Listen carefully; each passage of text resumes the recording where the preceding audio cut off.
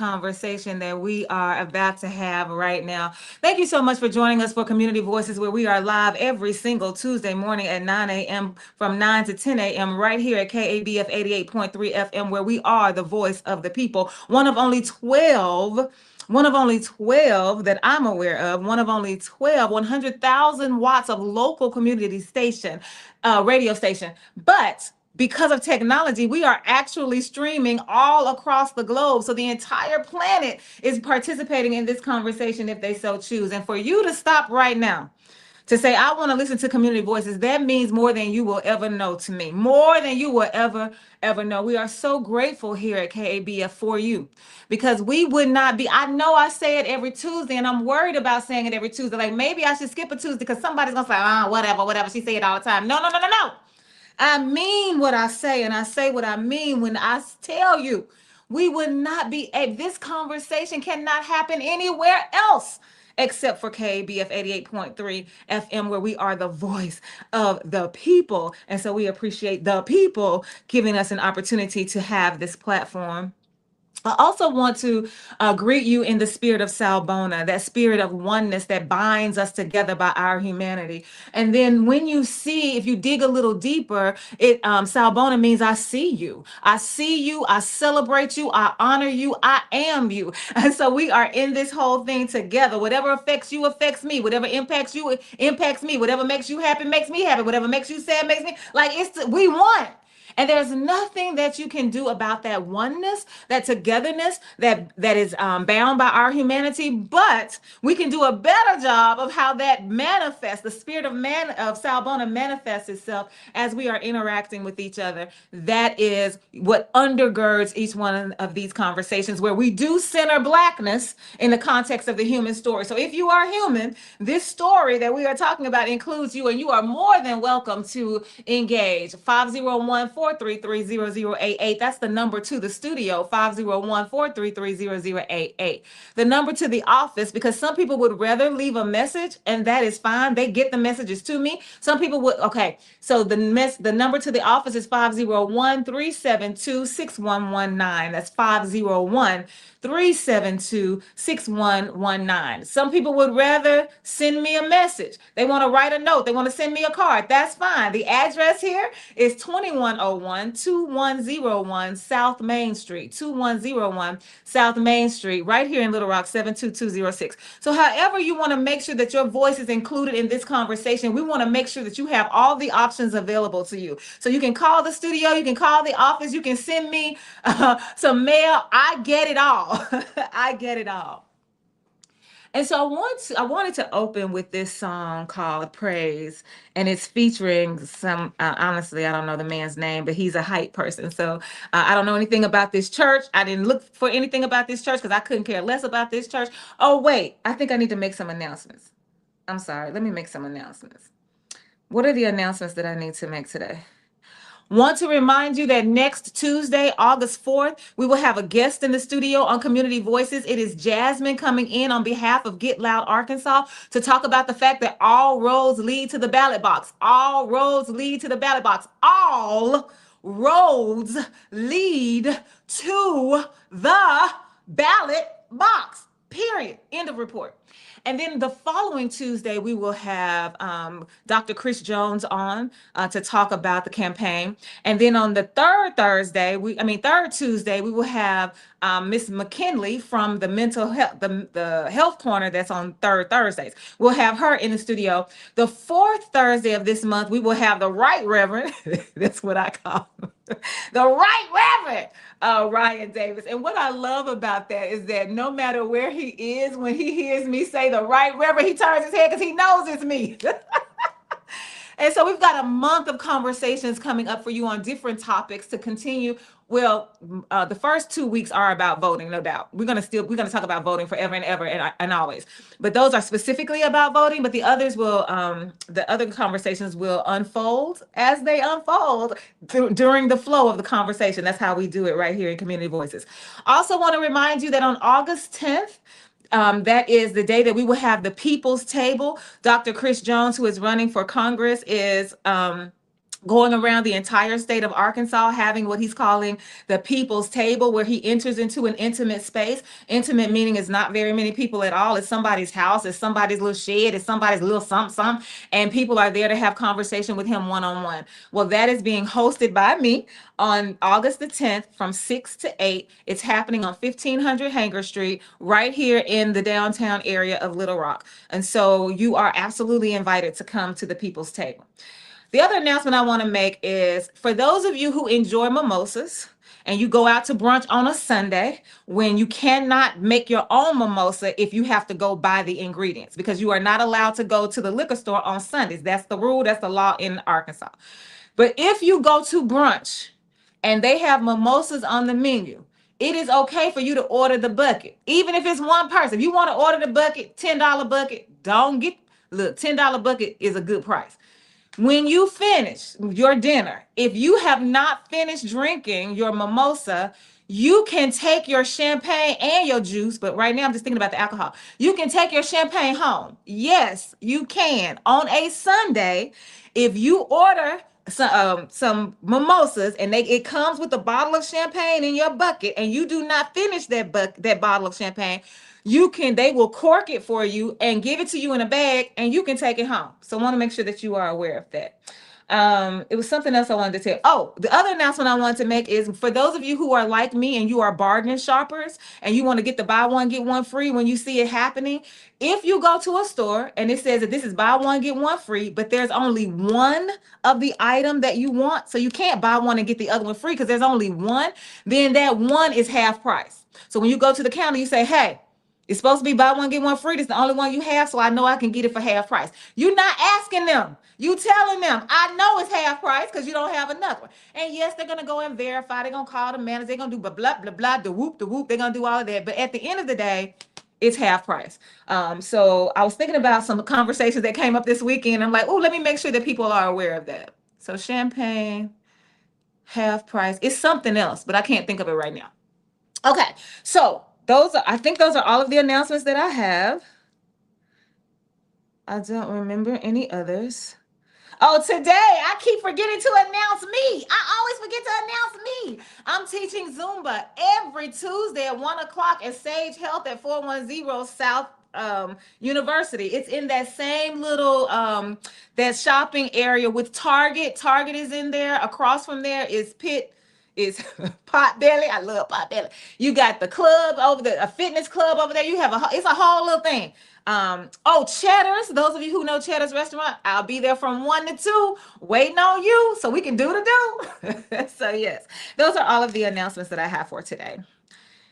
So I want to talk about this song, Praise, and I want to couple it with our EJI tidbit today as we get into this conversation.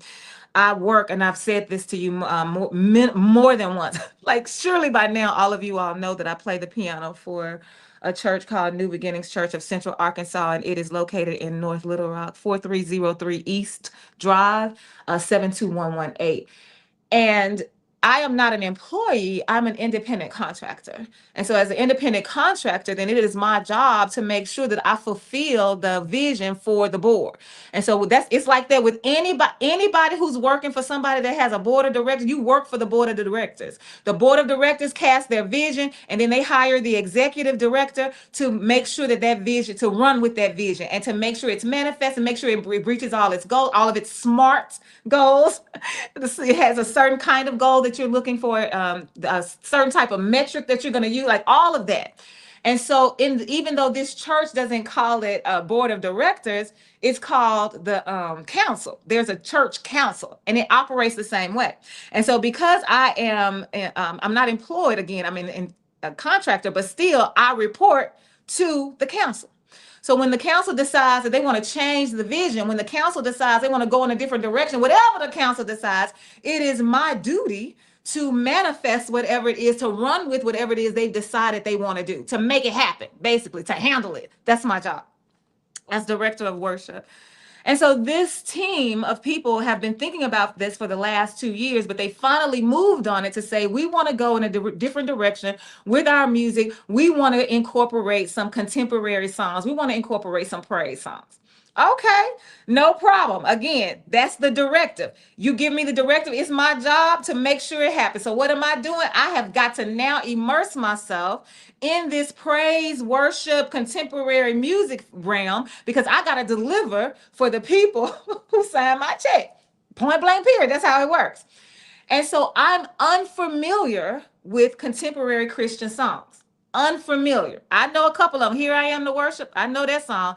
Ooh, but my favorite is Waymaker. Waymaker, miracle worker, prom. Now I like that song. And so I know a couple. So here I am now having to figure this out. Okay, I got to sit with these songs because they got to speak to me. I can't just pick no song. They have to speak to me. They have to speak to my soul. They got to go along with what I'm trying to, with the rest of the program. Like it has to flow smoothly. Like it has to be a whole vibe in the church that touches somebody's soul. So when they walk out, they feel like, oh my goodness, something just happened to me. I don't want, they ain't got to go out talking about I've been saved, I met the Lord, I've been spoken tongues. No, no, no, no. But you gotta feel it.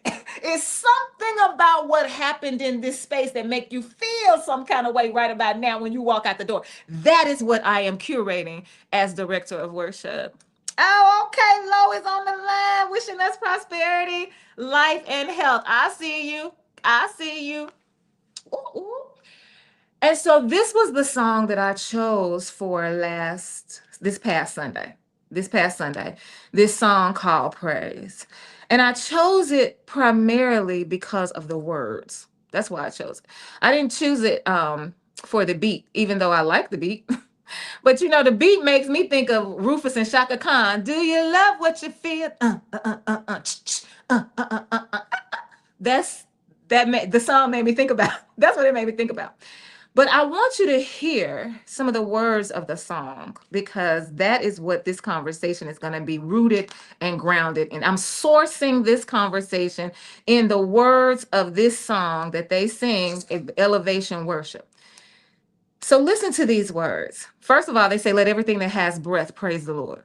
Let everything that has breath praise the Lord. Oh, wait a minute. Lo said his birthday is Friday. Oh, we not on the show Friday. I mean, we not on the air Friday. So, okay. Happy birthday to you. Happy birthday to you. Happy birthday. I wish I knew the words. Da-na-na-na-na-na. What come after that, y'all? Da-na-na-na-na-na. Why we don't know the words yet? We don't never know the words. You get us to the chorus and we back. Happy birthday to you. I'm so glad that you are able to celebrate another year around the sun. What a glorious thing to celebrate. You having a party? Is I'm invited? I got a white dress.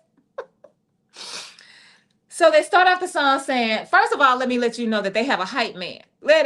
Somebody say they have a hype man, but the hype man is doing what we used to do, what our ancestors used to do back in the day when there was no music, no air conditioning, no nothing in the shack that they were worshiping in. They had a wood floor and they would make that wood floor sing by stomping their feet. They would shout hallelujah. They'd be running all around that church, whatever they're doing, but they didn't have a hype man. But this hype man is doing what they used to do, where they line the hymn, where I say the words before you say them. I say, let everything, you say, let everything, I say, that has breath. You say, that has breath. So this call and response, this lining of the hymns, I'm gonna give you the words because you don't have a hymnal. It's not like you can read them. You don't know what the words are. So I'm gonna feed them to you. And so they got a hype man. So that's all this is. This is an evolution of what our ancestors did back in the day with call and response. So you got a hype man saying, say this, hey, hey, getting everybody ready, hey, hey. Okay, and this is in church. Yes, this is in church. So for those of you who like to separate the secular from the sacred, I'm not sure how you make it happen, because if this is happening in your church, that's 100% secular. That beat, it's way down deep. And so that's what this hype man says. He starts us off. Let everything that has breath praise the Lord. Let everything that has breath praise the Lord, praise the Lord. But here comes the verse. I'll praise in the valley. I'll praise on the mountain. I'll praise when I'm sure.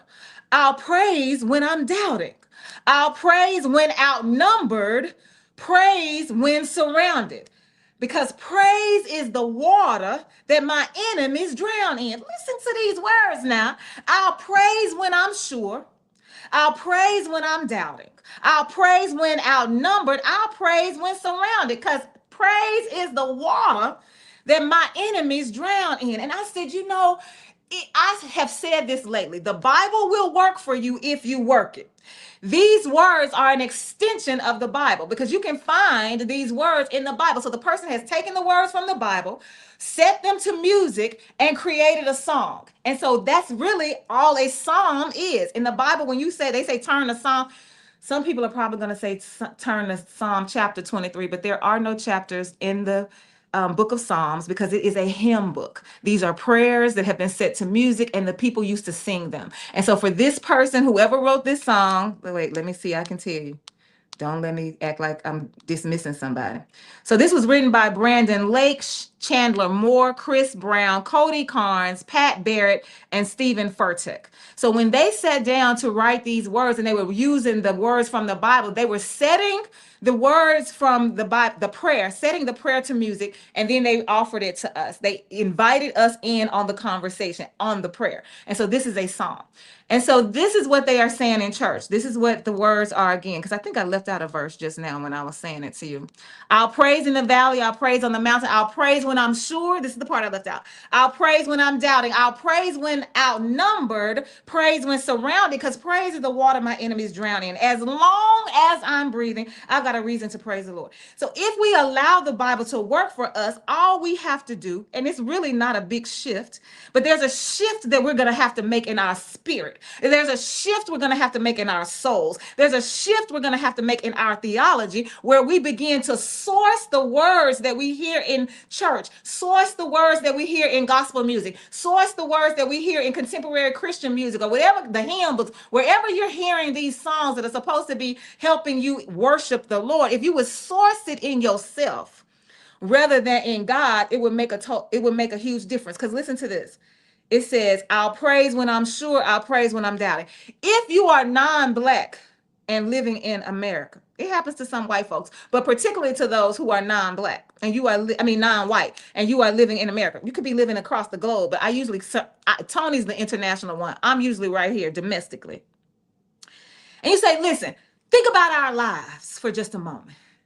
When do we ever really know for a fact that something is going to happen in our favor? When do we really know that? When can we really be sure that it's going to go down the way it's supposed to go down? Now, there may be a method, there may be a process that we say, oh, I want to trust the method, I want to trust the process, and if all goes well, things should end well. But most of the time, many times, some of the times, a lot of the times, several times, it don't go down like that. So I walk into a space like many of you, not sure what's about to happen. I walked in just the other day. I'm going to buy this car. It's a Honda Accord, babe. I want to buy that car. I walked in and they looked at me like I was from Mars. I'm like, y'all, is it that you ain't never seen no Black person before? Is it you ain't never seen no Black woman before? Because it was definitely a race thing. And so I'm like, what? So I'm thinking I'm going in finna get this car. That ain't gonna happen, because I'm not finna do business with people that treat me like that. Point blank period. So we don't live a life where it's like, I know for a fact this is gonna happen. And so this says, but I will praise when I'm sure, I'll praise when I'm doubting. If you were to praise yourself, maybe that's where I should start. I should start with what it means to praise. Let's talk about this word praise. That's where I should start. If I start with the word praise and I give us a definition of the word, and we think about what it means to praise. When we think about what it means to praise, it means that we are giving value to something, that we are deeply respecting something, that we have this kind of admiration, this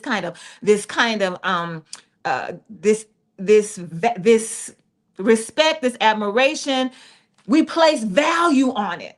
It deserves our attention. It's high. We place it higher than anybody or anything else. It's got worth. It carries weight.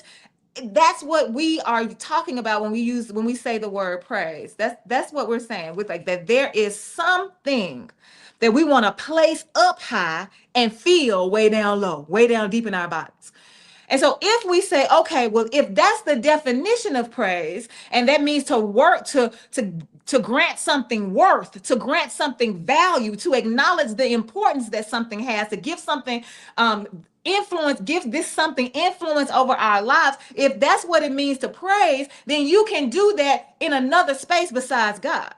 Yes, you can do that with God, and I'm not challenging that at all. I'm not saying don't do it with God. I'm not saying you shouldn't do it with God. I'm not even questioning what you do with God. What I'm saying is there is also room in your life for you to praise yourself. There's also room for you to say, I have worth. I know my value. I deeply respect myself. I'm concerned about which way I'm going. I'm going to make sure that my desire is for me above all things first. So there's a way that you can do both, because people are asking that question. Can two things be true at the same time? Yes, you can praise the Lord and you can praise yourself, because praise simply means to grant something value, so much value that it's deeply rooted in you. And it's hard for someone to uproot it. So if you praise yourself, if you declare yourself worthy enough, if you declare yourself valuable enough, if you declare your own thoughts worthy of influence over your own life so that you don't have to seek counsel from anybody else all the time trying to get something done, but you can trust your own mind, you can trust your own intuition, you can trust your own spirit, then you can praise yourself and you can praise your God. And then it says, I praise when I'm down. I don't know a non-white person in America, especially not no black person, who ain't had to praise, who hasn't had to hold on to something because you're doubting. I doubt all the time. I doubt all the time. Because it goes back to what I said about being sure. You can't be sure in this world. You can't be sure of anything, because stuff that's supposed to go the way it's supposed to go don't go that way. Look at what we're dealing with right now, especially with this presidential administration. But here's what else it says. Our praise when outnumbered. Ain't black folks outnumbered in this country, in this world? In terms of who has resources. I'm not talking numbers, because the numbers for those who are in power are dwindling, and that's what they are responding to. That's why they're so up in arms. That's why they're so scared. That's why they're so manic. That's why they're so angry, all of that. But we are outnumbered in resources. We don't have the resources that we deserve. We don't have the reparations that we deserve. We don't have access to all of the spaces that we need to be in. We don't. And so we are outnumbered in that case as it relates to resources. And then it says our praise when surrounded. If you black in America, you always surrounded. Why? Because you always being surveilled. They got police, those little police cart things. They got them in the Michaels parking lot on Markham that sits beside the Planet Fitness. I'm like, what y'all think we finna do with Planet Fit? Because Michael's got a whole security, they got a whole security system. Like, why we need a cop car out here? Caller, you're live on the air at KABF. Thanks for calling Community Voices. Yes, good morning to you and all the listeners. You know, you're talking about prayer, the praise. Now, I looked at word a long time ago. I believe it went all the way back in the 80s. It really don't have nothing to do with a whole lot of hooping and hollering at all, really. It's like the word is pray out of honor, go out the heart, be quiet, and listen. Our problem with people, we want to deal with the outside instead of the inside. The divine, we need to learn how to listen to the divine that's in us right now, been here, you've never been separated from it, but we still want to, even when you're praying and singing and hollering and stuff, you are doing something for outside recognition instead of listening to the old folks that say, boy, listen to what your gut tell you. Listen to your mother with. Listen to what's coming to you. If you listen to yourself and follow yourself, you'll be right. We want to take some other kind of way. See, I can go to the nightclub and get a bottle of Kodak as a damn fool. You can tell prayer ain't working because the condition of the world. That proves itself it ain't working. It proves religion itself is not working the condition of the world. Look, Let me clarify something because the caller helped me realize that I'm not speaking clearly enough because he said pray, Pray is what I heard. I also only oh, you know what? I don't even have my hearing aids in, so that might be the problem. But what I'm saying is Praise, praise. Pray is what I heard him say, and praise. I could be wrong. I ain't got no hearing aids in. I might be wrong. But I disagree with you, caller, because according to Genesis chapter 3, this would be when God is in conversation with the character of God is in conversation with the characters of Adam and Eve and the serpent. So it's four people in conversation together. Three of them are answering to God because of their behavior. What have they done? They've done this what they were not supposed to do, and so now they've been called on the carpet and they have to receive the consequences for their actions.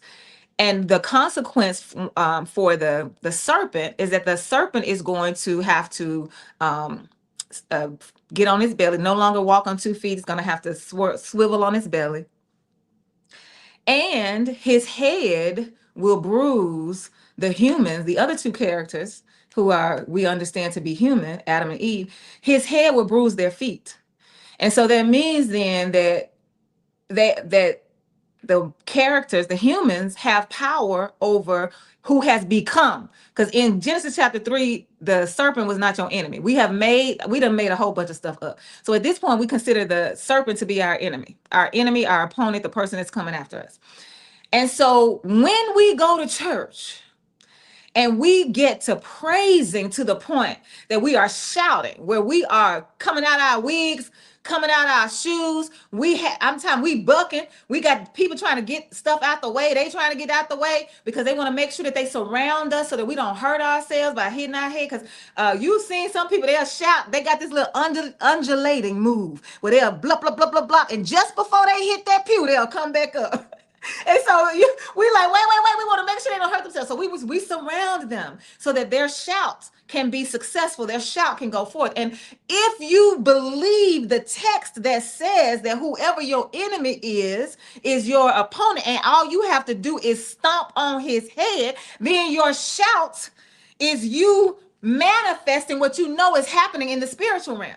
And so my shout makes my reality come alive because I already know it's done. You're right. I already know it's done because it's done in the name of Jesus. If that's what you believe, it's already done. But I'm shouting that thing out. I'm moving it through my body, so I'm no longer wondering. I'm no longer worried. I'm no longer concerned. I'm no longer questioning. I know for a fact because I done stomped his head. And so the shout has meaning for us. And we shouldn't dismiss that. Calling you live on the air, KABF. Thanks for calling Community Voices. Yeah, yeah. I can understand your point of view, but the man, I ain't really with the Jesus thing so much. But he did say, go into your closet, go into your private place. I can't see no way in there that man taught you to be. He said, don't be like some people up in there showing off. We have some real misunderstanding about the book stuff. That gets something. Now, for 400 years, for 400 years, the same people that enslaved our head, Jesus didn't do shit for me. He didn't do that one thing. He ain't never did nothing. It ain't gonna hold up. He ain't never did nothing. No, look like he gonna ever do anything. And still wait for him to Jesus. And Jesus said, if you come like you want to get your reparations with these white folks. That's what I think about religion. Shit. Yeah, well, call you can't have it both ways. You cannot call us and shame us for believing the Bible and what it says and applying it to our lives. Then turn around and say, well, this is what the Bible tells you to do. So either either you gonna support or you gonna reject. What you gonna do? And so you usually reject, right? Which is fine because we need to hear every perspective, but you don't get to play it both ways. That's what I'm saying. So if a person wants to go in their prayer closet, the church is that closet for some people. So they're gonna work that thing out at church. What's happening in the prayer in the prayer closet? That's what they're doing. So they're doing exactly what the scripture tells them to do. Go to their prayer closet. Let me get in this EJI tidbit because I realize I'm going into the verses and I need to go back to the verses, but I don't want to forget the tidbit. The EJI tidbit today, on July 26th, 1949, a mob of hundreds of white men tracked down and shot Ernest Thomas, a 26-year-old black man, over 400 times while he was asleep under a tree in Madison County, Florida. 2 days after being killed by a mob, a coroner's jury ruled that Mr. Thomas's death is justifiable homicide. I want to read that again.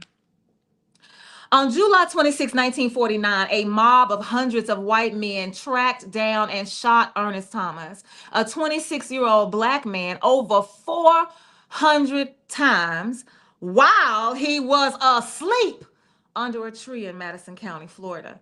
2 days after being killed by a mob, a coroner's jury ruled that Mr. Thomas's death is justifiable homicide. I just want to hold space for a moment for Ernest Thomas, this 26-year-old black man who was shot 400 times while he was asleep.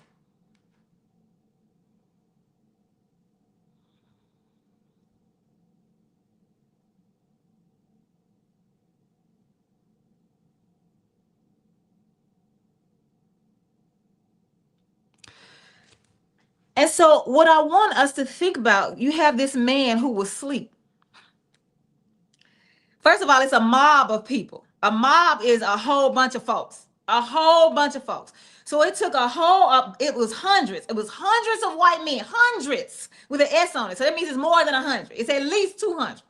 Hundreds of white men tracked down this man who was asleep.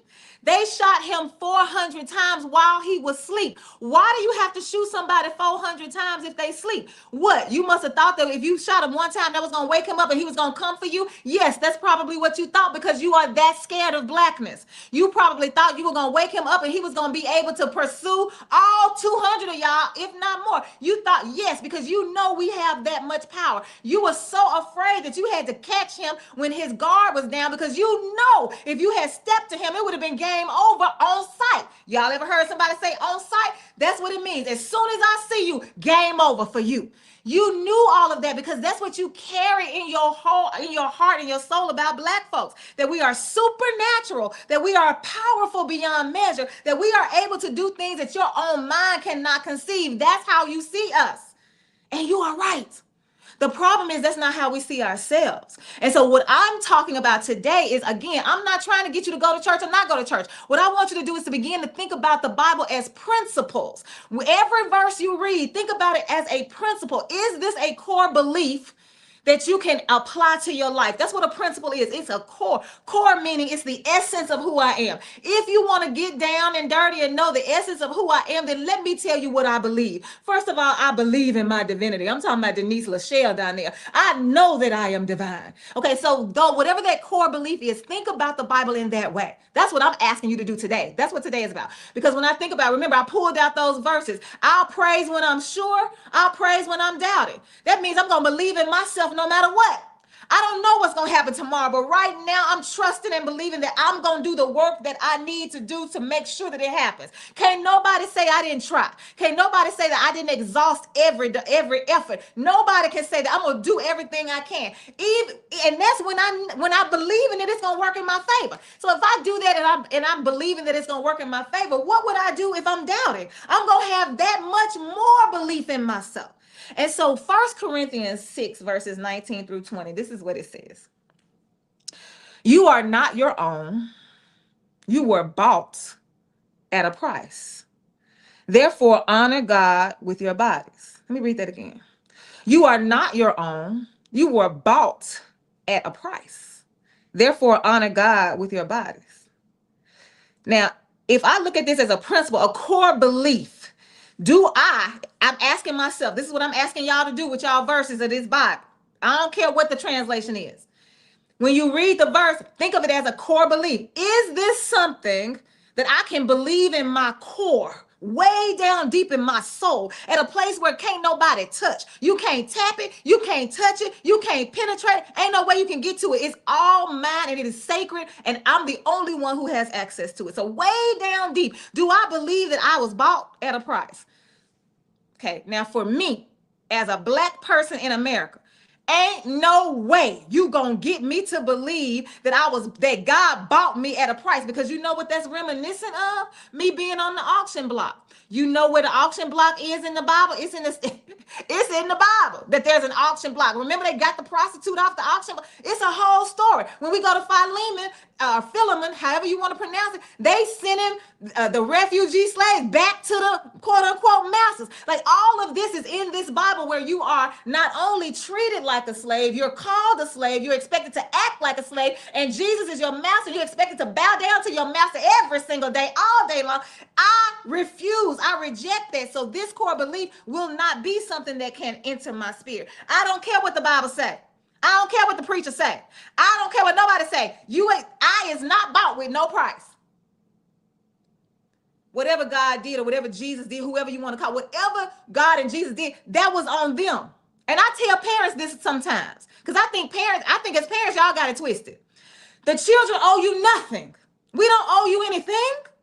You decided to be a parent. And in deciding to be a parent, you brought forth this responsibility. As part of you bringing forth this responsibility, you are now accountable for what you are responsible for, which is this child. So everything that you do is born out of accountability, not born out of they need to, so you better do this and you got to do that because I brought you into this world and I take you out. No. That's not how this works. If your child is like mine, and considers it an honor and a privilege to care for you as you grow older, to consider it an honor and a privilege to get to know you as an adult, that is two adults talking now rather than a parent and a child. But we have come to the place where we can become friends. Because when I was growing up, my mama wasn't my friend. I didn't even expect her to be, but she wasn't. But as I became a grown woman, now we can have conversation. And so it is my honor and my duty, born out of the relationship that was cultivated between me and my mama. That's why I did what I did. That's why I continue to honor her and my daddy. Now, not because I owe them anything. So when you say Jesus died on the cross for you, no. Jesus died on the cross to fulfill Jesus's responsibility that Jesus accepted freely and willingly. That ain't had nothing to do with me. Now, did it have an impact on the world? Absolutely. But it don't act like I owe you. I don't owe. And see, this is what happens. We start singing these songs. Oh, to Jesus, so we all done got all down and we so low and weary at church. Oh, to him I freely give. That's what we're in there talking about. Listen, Jesus said, I have come that you might have life and have life more abundantly. You can't live your abundant life if you're so busy every day, all day on your knees or in prayer posture, trying to make sure Jesus is okay. Jesus is just fine.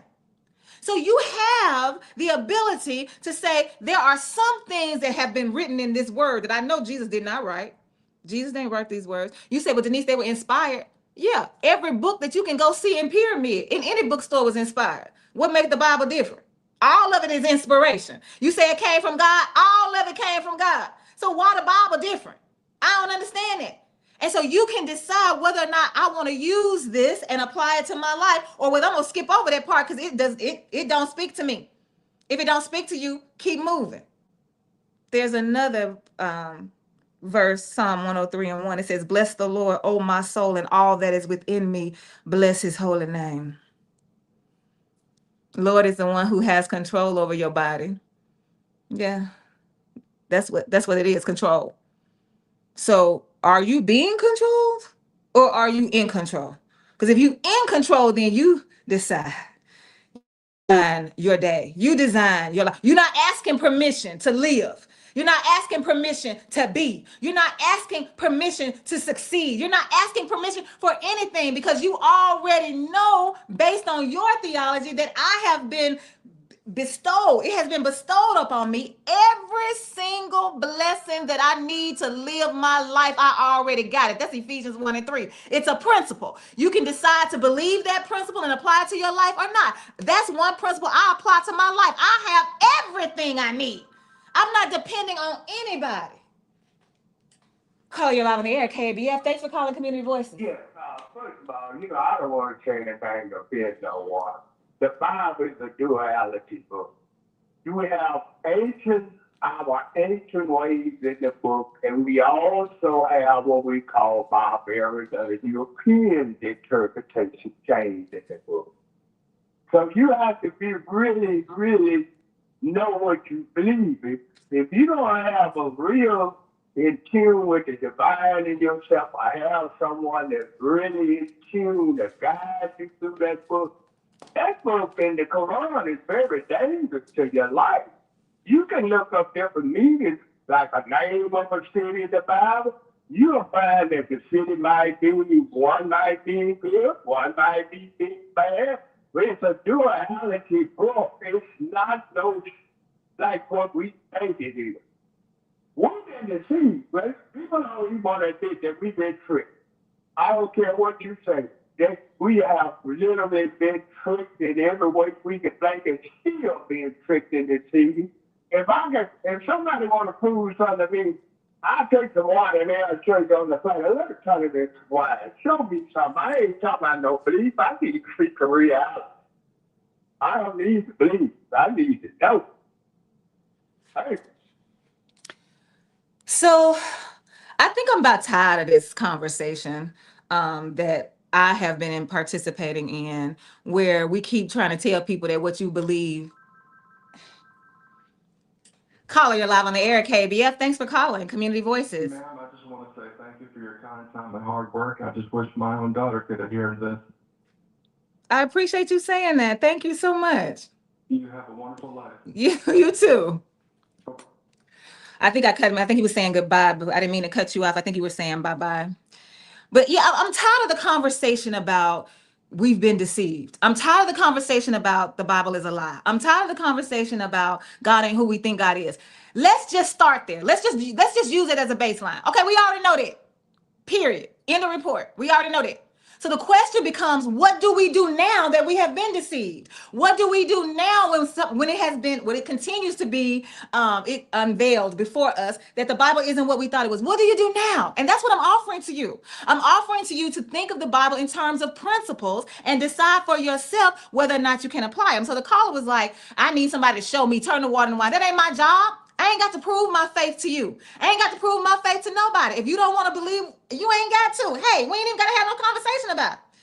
But you for yourself need to know, because part of the song says, my praise is a weapon. It's more than a sound. My praise is the shout that brought Jericho down. So Jericho is the city that was encased in this wall, and on the inside were the Egyptians, outside the wall were the Israelites. The Israelites were given permission by God, were granted success in making the walls of Jericho come down. How did they do it? They shouted. They marched around 7 times, and they had the trumpets to play. The trumpets played, the people shouted, the wall fell down. That's power. That's power. So if you say, oh, okay, I want to take this principle of the walls of Jericho coming down because of the praise that I offer to myself, because I realize that the power that I hold is within me, and I'm going to do everything I can to make these walls come down, because the walls are the barriers. And think about, what barriers do we have in our lives? We got barriers barriers to healthcare, barriers to housing, barriers to education. We got barriers to religion. We got barriers. We got all kinds of barriers. But according to this song and according to the word, I have power over the barriers. All I have to do is apply that principle to my life, that I ain't got to fight you with no gun. I ain't got to fight you with no knife. I can fight you with my spirit, because the power lives within me. But the power ain't going to come out without me thinking it through.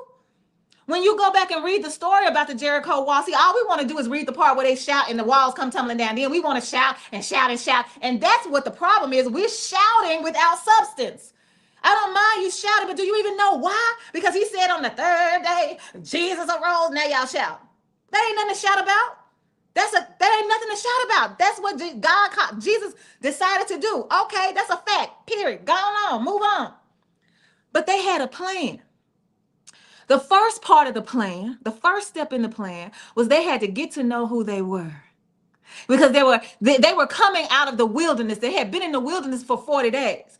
And they had been in the wilderness long enough to raise up a second group of soldiers, because the first group of soldiers had to die because they didn't believe all the stuff that was going on in the wilderness. They had to die off. So they stayed 40 years. So think about it. In 40 years, you know they having children. Do I have to tell y'all that they having children? Anytime you got a whole bunch of men and women together, they going to have children. Y'all do know that, right?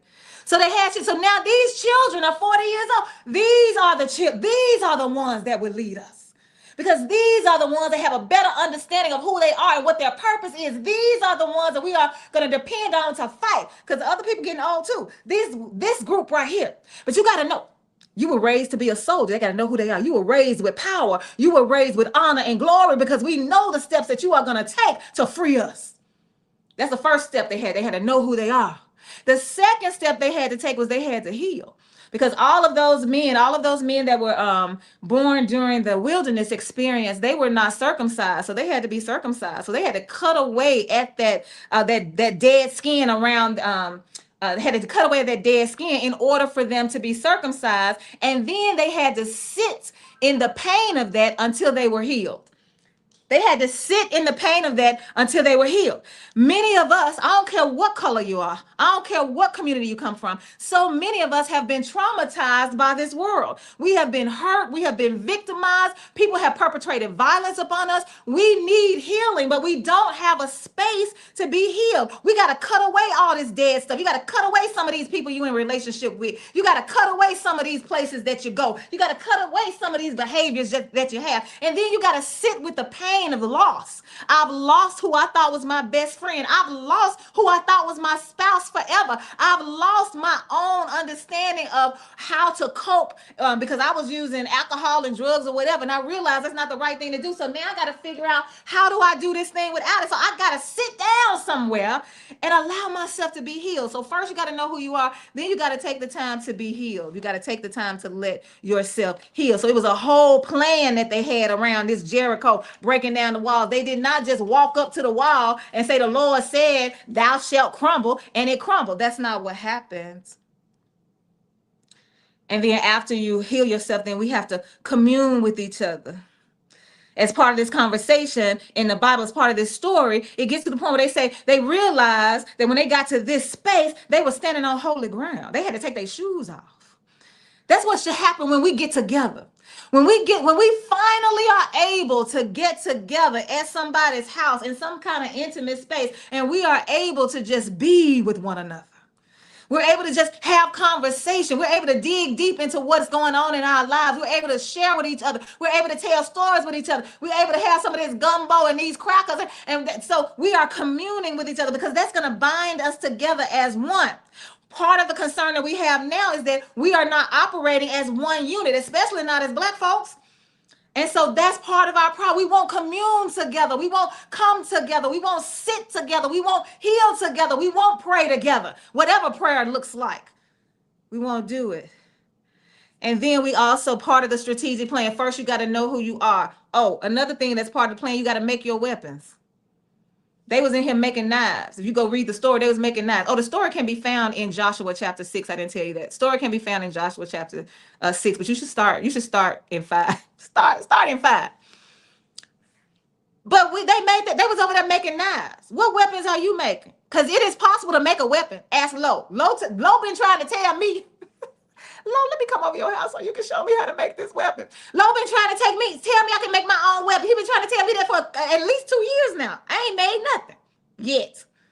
So you got to make your own weapons, because they don't all have to look like a gun. They don't all have to look like a long rifle. There are other ways. What if you believe the Bible? What's his name? David. He used the slingshot. He used what he had. He used what he knew. He used what he was comfortable with. That's how he used. That's what he used as a weapon. So you got to know who you are. You got to prepare your body. You got to heal yourself. You got to commune with folks. You got to make some weapons. And you got to put your body on the line. Right before they go out to shout 7 times and the wall falls, David is awakened by somebody who's standing over him with a weapon. He's awakened by somebody who's standing over him for a weapon. What would most of us do? Most of us might try to turn and get our weapon. I know me, I'm reaching already. I was reading the book and I started reaching myself. And so David stood up and confronted him. Who are you and why are you here? He didn't grab a weapon, but he knew that I'm the first line of defense. These people back here are depending on me. Who are you? And what do you want? He put his whole body on the line. And then he listened. You also have to listen to the ancestors. You got to listen to your intuition. You got to listen to the energy that's happening when you get on one accord. I will never forget the day I went to the Quaker church. I will continue to tell this story. I did not know what it meant to be on one accord until I went to the Quaker church, because I felt the shift. We were all just sitting down. We weren't talking. We were sitting in silence. Nobody was talking. We weren't moving. We were just sitting, waiting. We were tarrying, waiting to see if the Spirit was going to come. They say it might come, it might not. That's what they said. So I don't know. But when I tell you, it was almost as if there was a literal pulling down my chair so it'll go down a notch. It's like I felt myself go down a notch. You know how you had those office chairs and you got that little lever on the side, and when you click that lever, you go down? That's what it felt like. And then I knew we were on one accord. Got to get on one accord. You got to listen to your ancestors. You got to listen to your intuition. You got to feel the energy, and you got to follow your leader. That's part of our problem too, especially as Black folks. You want a leader. You're begging for a leader. Then when you get one, you don't want to do what the leader say. And so this was a strategic plan to get these barriers to come down. And they used the power within them that they already had by following a strategic plan. That's what I learned from the song Praise. Now, y'all listening to it, talking about praise, y'all shouting and carrying on, ain't thought about nothing. But that song, if you source it in yourself rather than God, can help us move. And that's all I'm asking us to think about the Bible as a principle, a book of principles that can or don't have to be applied. What would happen if you looked at it that way? Hit me up and let me know. I sure want to know. I sure want to know. Somebody call me with a story. Thank you so much for joining us here. We've been live right here at KABF 88.3 FM, where we are the voice of the people. You have been listening to Community Voices with your host, the Reverend Doctor. You can call me Denise. You got 2 hours of jazz coming up. Your girl Lola is already in the house. She's going to start with the ladies, and I'm going to do a little... I'm going to try to start with the ladies, but this is actually Chaka Khan with Rufus. And this is the song that I was telling you about that sounds like the praise song, because again, we keep saying that secular music and sacred music don't belong in the same space, but we are fusing it. We are absolutely fusing it in the church. No doubt about that. So here is Do You Love What You Feel by Rufus and Chaka Khan. I'll see you next time.